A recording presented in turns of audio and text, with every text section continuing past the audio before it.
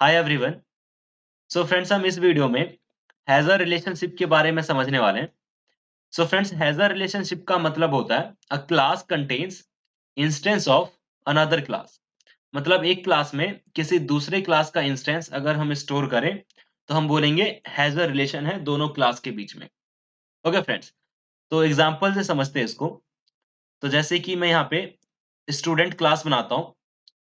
So friends, ये class ये specify करेगी कि हमें ऑब्जेक्ट में मतलब उस मेमोरी में जो भी एलोकेट होगी, क्या-क्या इन्फॉर्मेशन स्टोर करनी है स्टूडेंट की, राइट? सो जैसे कि मैं कहता हूँ कि हमें स्टूडेंट का रोल नंबर स्टोर करना है, नेम और एड्रेस, ठीक है फ्रेंड्स? लेकिन ये जो एड्रेस है ना, ये रेफरेंस टाइप वेरिएबल है। मतलब किसी दूसरे क्लास का इंस्टेंस को ये रेफर कर रहा होगा। Okay friends? तो यहाँ पे हमें एक दूसरा एड्रेस क्लास भी बनाना होगा, जो कि ये स्पेसिफाई कर रहा होगा कि हमें एड्रेस में क्या-क्या स्टोर करना है, कि जैसे कि हाउस नंबर क्या है उस स्टूडेंट का, right? City, state, country. Okay friends, तो इस स्टूडेंट क्लास ने किसी दूसरे क्लास का इंस्टेंस स्टोर कर रखा है। So has a relationship also known as composition और एग्रीगेशन। और इसका जो मेन एडवांटेज है हैज़ अ रिलेशनशिप का, इसका भी है कोड रीयूजेबिलिटी। ओके फ्रेंड्स, तो इसी को प्रोग्राम से समझने की कोशिश करते हैं, तो ज़्यादा क्लियर होगा। सो फ्रेंड्स, यहाँ पे हमने एक क्लास एड्रेस बनाया, जो कि एड्रेस की प्रॉपर्टीज़ स्टोर कर रहा है, कि हाउस नंबर क्या है, सिटी, स्टेट, और ये एड्रेस का कंस्ट्रक्टर है। ओके फ्रेंड्स, और यहाँ पे हमने स्टूडेंट क्लास बनाया, जो कि स्टूडेंट की प्रॉपर्टीज़ स्टोर करेगा। रोल नंबर क्या है स्टूडेंट का, नेम। सो ये जो एड्रेस है, ये रेफरेंस वेरिएबल है ऑफ टाइप एड्रेस, राइट? मतलब हम स्टूडेंट क्लास के अंदर एक दूसरे क्लास का इंस्टेंस स्टोर करेंगे। ओके फ्रेंड्स, तो ऐसे रिलेशन को हम बोलते हैं हैज़ अ रिलेशन। स्टूडेंट और एड्रेस के बीच में हैज़ अ रिलेशन है, और ये स्टूडेंट का कंस्ट्रक्टर है। ओके फ्रेंड्स, और यहाँ पे हमने स्टूडेंट क्लास में एक शो मेथड लिख रखा है, जो कि स्टूडेंट की इंफॉर्मेशन प्रिंट कर रहा है कि स्टूडेंट का नेम क्या है, रोल नंबर क्या है, राइट? और एड्रेस क्या है स्टूडेंट का। ओके फ्रेंड्स, तो यहाँ पे मैं सबसे पहले एड्रेस का ऑब्जेक्ट बनाता हूँ एक। तो address A1 equals to new address. सबसे पहले हमें house number, city, then state. So let's say 310 is the house number, city is Mysuru, and state है कर्नाटका। ओके फ्रेंड्स, अब जो है हम स्टूडेंट का ऑब्जेक्ट बनाते हैं। Student S1 equals to new student, और इसमें हमें पास करना है सबसे पहले roll number, then name, and उसके बाद एड्रेस का रेफरेंस वेरिएबल। तो roll number let's say 99, name है DK, और यहाँ पे हम इस ऑब्जेक्ट का रेफरेंस वेरिएबल पास कर देते हैं। ओके, तो A1, ठीक है। सिमिलरली एक और बना देता हूँ मैं यहाँ पे। तो address A2 equals to new address, let's say house number is 410, and city let's say Vellore, and Vellore है तमिलनाडु। ओके, तमिलनाडु। फिर हम स्टूडेंट का ऑब्जेक्ट बनाते हैं। स्टूडेंट S2 न्यू स्टूडेंट, और इसके अंदर रोल नंबर 101, नेम है औरो, एंड यहाँ पे हमने पास कर दिया इस एड्रेस का रेफरेंस वेरिएबल। ओके फ्रेंड्स, सो S1 dot show, S2 dot show. इसको रन करते हैं एक बार। ठीक है फ्रेंड्स, सो हैज़र रिलेशनशिप में यही होता है कि हम एक क्लास के अंदर दूसरे क्लास का इंस्टेंस स्टोर करते हैं। Okay friends, so friends, has a relationship को कंपोजिशन टर्म देना है या एग्रीगेशन बोलना है, ये एसोसिएशन पे डिपेंड करता है दोनों क्लास के बीच में कि कैसा एसोसिएशन है, वीक है या स्ट्रॉन्ग है। उसके बेसिस पे ये दोनों टर्म दिए जाते हैं, राइट? सो इन्हीं के बारे में समझते हैं कि इन दोनों के बीच में क्या डिफरेंस है और कब कौन सा टर्म यूज करना चाहिए। So friends, composition implies a relationship where the child cannot exist independent of parent. मतलब जो चाइल्ड है वो पेरेंट पे डिपेंडेंट होता है, उसकी एग्जिस्टेंस मतलब। ओके फ्रेंड्स, सो इसको एग्जांपल से समझते हैं, हॉस्पिटल और वार्ड का।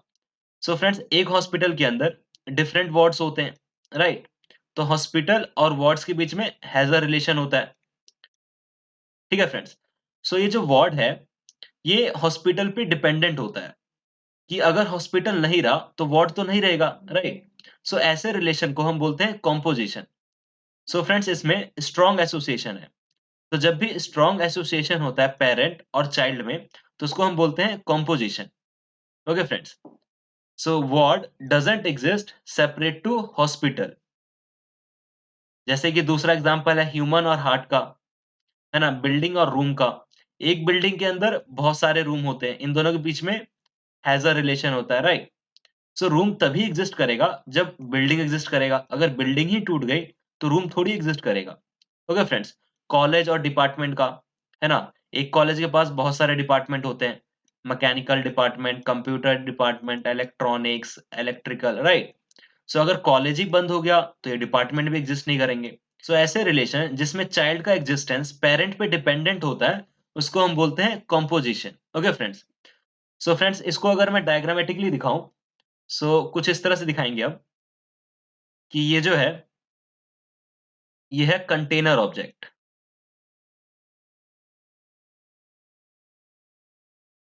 ठीक है फ्रेंड्स? और इसके अंदर होते हैं, ये जो है कंटेन्ड ऑब्जेक्ट।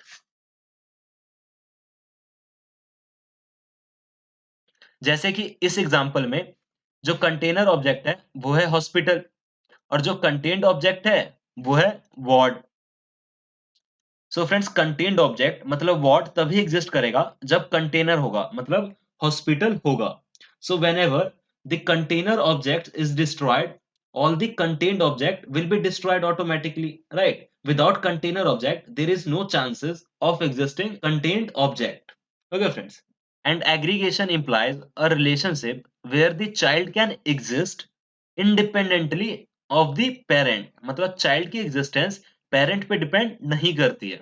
ओके फ्रेंड्स, जैसे कि हॉस्पिटल और डॉक्टर का जो रिलेशन होता है, मतलब हॉस्पिटल के पास जो डॉक्टर्स हैं उनके बीच में हैज अ रिलेशन है, राइट? सो फ्रेंड्स, जो चाइल्ड है इसकी जो एग्जिस्टेंस है ये पेरेंट पे डिपेंडेंट नहीं होती है। अगर हॉस्पिटल बंद भी हो गया तो जो डॉक्टर है वो तो डॉक्टर ही रहेगा, कहीं ना कहीं तो जॉब करेगा ही वो, राइट फ्रेंड्स? सो फ्रेंड्स, ऐसे हैज अ रिलेशनशिप जिनका जो एसोसिएशन होता है वो वीक होता है, तब जो है हम एग्रीगेशन टर्म देते हैं। Okay friends, so after deleting the hospital, doctor still exist.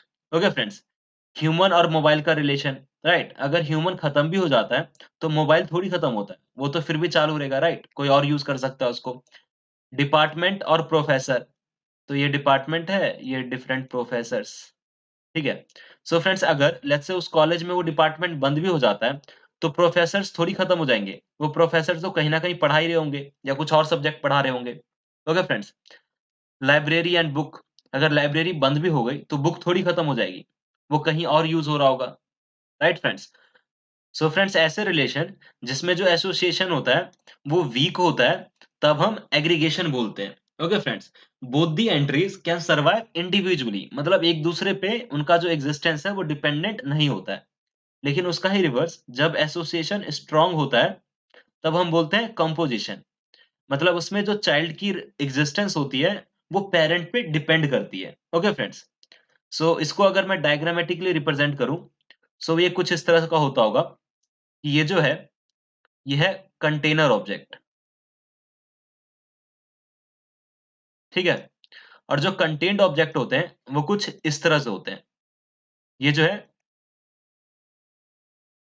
Contained object को रिप्रेजेंट कर रहा है। सो जैसे हमने एग्जांपल लिया था हॉस्पिटल और डॉक्टर का, तो जो कंटेनर ऑब्जेक्ट है वो है हॉस्पिटल और कंटेन्ड ऑब्जेक्ट है डॉक्टर, ठीक है फ्रेंड्स? सो इसमें क्या होता है, जो कंटेनर ऑब्जेक्ट होता है just maintains references of contained object, right? अगर कंटेनर डिलीट भी हो जाता है तो ये ऑब्जेक्ट थोड़ी डिलीट हो जाएंगे, डॉक्टर तो अभी भी रहेंगे। जैसे कि दूसरा एग्जांपल था हमारा लाइब्रेरी और बुक्स का। अगर लाइब्रेरी खत्म हो जाएगी, तो बुक्स वाले जो ऑब्जेक्ट है, वो तो फिर भी रहेंगे ही रहेंगे। ओके। सो फ्रेंड्स, इस डायग्राम को देखते हैं। तो कार और व्हीकल के बीच में इज अ रिलेशनशिप है, राइट? कार ने व्हीकल क्लास को इनहेरिट कर रखा है। एंड कार और इंजन के बीच में हैज अ रिलेशनशिप है। Car has a engine. Okay friends, engine class जो है वो कार को इनहेरिट कर सकती है, राइट?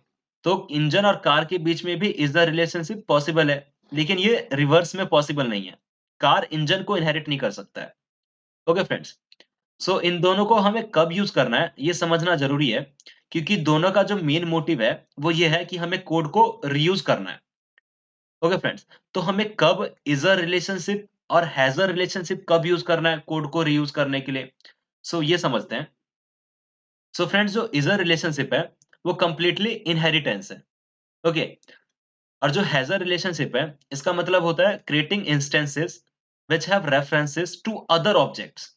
ओके फ्रेंड्स, और जो इज अ रिलेशनशिप है वो कंपाइल टाइम बाइंडिंग होता है। और जो हैज अ रिलेशनशिप है वो रन टाइम बाइंडिंग होता है, राइट? हम रन टाइम में रेफरेंस पास करते हैं दूसरे ऑब्जेक्ट का। ओके फ्रेंड्स, सो फ्रेंड्स, जैसा कि अभी मैंने कहा कि जो दोनों का मोटिव है कि हमें कोड को रीयूज करना है। ओके।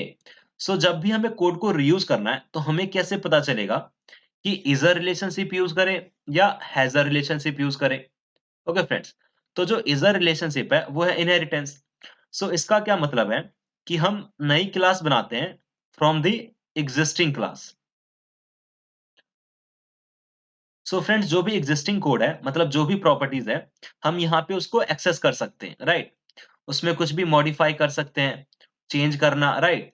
उसपे कुछ भी ऑपरेट कर सकते हैं। और जो हैज़ अ रिलेशनशिप होता है, जैसे कि अभी हमने समझा था कि स्टूडेंट क्लास है और स्टूडेंट क्लास के पास दूसरे क्लास का इंस्टेंस है, ठीक है? एड्रेस क्लास का। Okay friends. सो फ्रेंड्स, जब भी ऐसा हो कि आपको कुछ भी चेंज या मॉडिफाई ऑपरेशन करना हो, तो आपको इज अ रिलेशनशिप यूज करना चाहिए। और जब भी आपको इंस्टेंस एज इट इज लेके यूज करना हो, मतलब कुछ भी चेंज नहीं करना, बस कोड को लिया और सीधा यूज कर लिया, राइट? उसपे कुछ भी मॉडिफिकेशन नहीं करनी है, तो हमें हैज अ रिलेशनशिप चूज करना चाहिए। Okay friends.